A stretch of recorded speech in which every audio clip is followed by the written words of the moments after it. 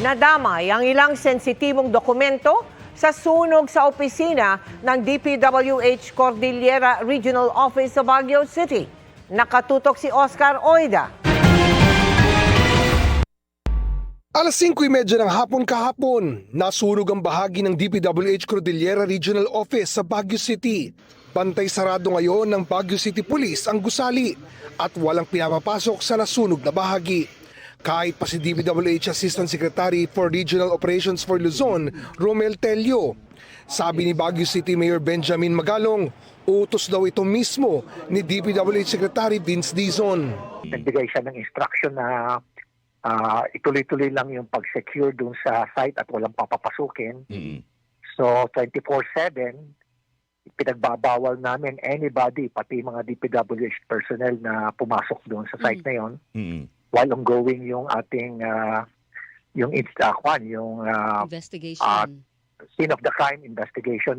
Ayon kay Magalong, may nakita ang mga saksi na nag-spark sa posting malapit sa gusali. Kasunod niyan, nagka-fluctuation ng kuryente at saka nangamoy. Ang sabi po sa initial report ay Financial Management Records Office yung pinagmula ng sunog. Tama po? Ang report naman is stock room. May mga nakalap ng ebidensya ang Bureau of Fire Protection, Central Office ng BFP ang mamumuno sa investigasyon na posibleng tumagal ng 5 araw. Pero batay sa paunang investigasyon ng BFP Baguio, ang bodega ng Financial Management Records ang nasunog. Nagkuha tayo ng samples and evidence for laboratory testing sa ipapadala po nila ngayon sa National Headquarters for verification po.